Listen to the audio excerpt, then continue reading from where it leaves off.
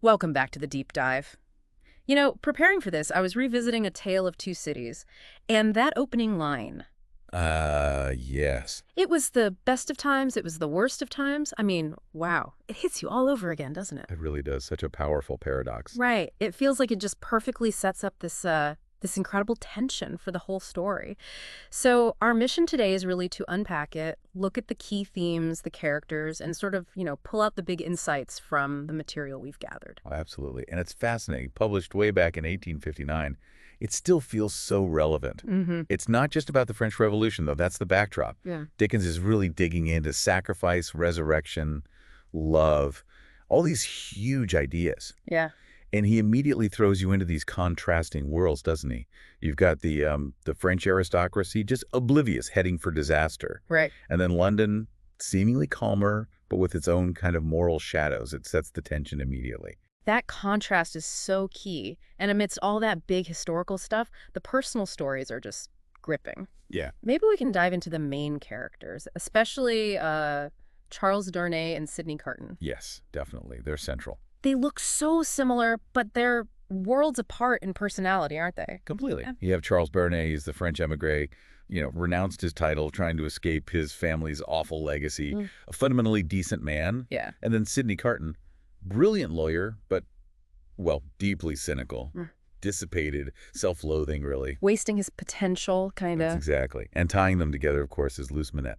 Ah, Lucy. The sort of moral compass. In many ways, yes. She's the compassionate daughter. And her father, Dr. Manette, his story is just heartbreaking. 18 years in the Bastille, unjustly imprisoned. It's hard to even imagine. It really is.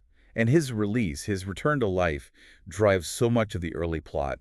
Dickens shows his resilience, how he rebuilds his life. Oh, such dignity. Yes, quiet dignity.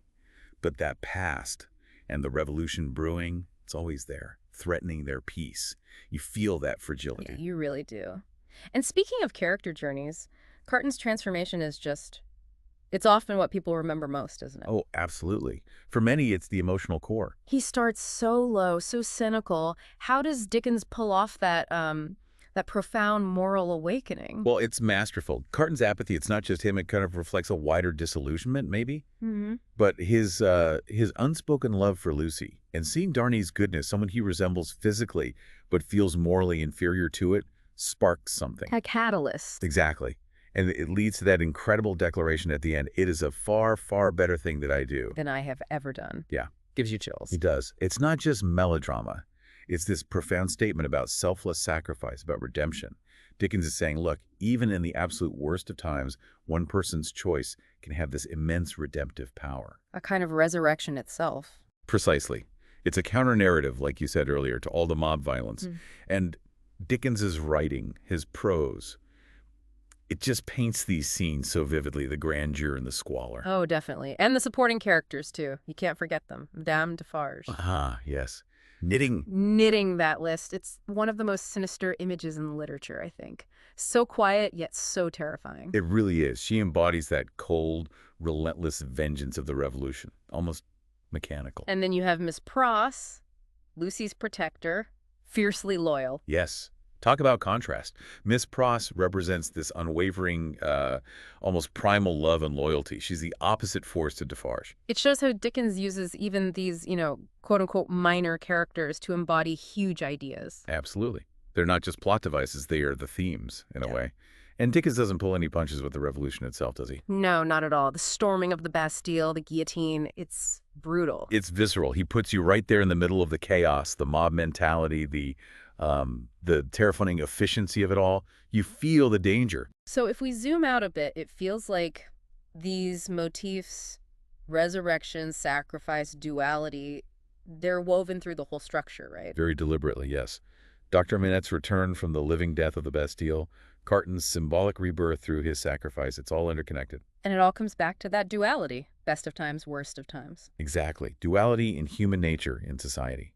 That incredibly fine line between justice and revenge, how quickly noble ideals can curdle into terror. The intoxicating allure of revolution, he called it. Yes.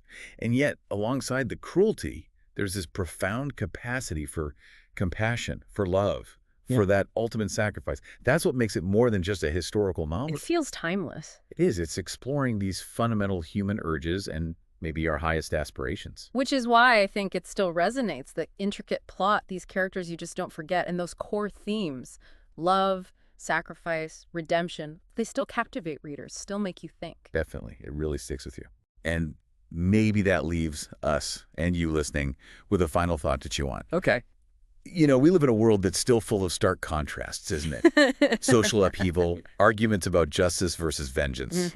Very true. So what lessons can we still take from Dickens today, from this reminder that even when things seem incredibly dark, human kindness, extraordinary selflessness, they can still shine through? It makes you wonder. It does. Maybe ask yourself, looking around now, do you feel more best of times or worst of times? And could A Tale of Two Cities maybe offer a lens, a way to understand our own moment a little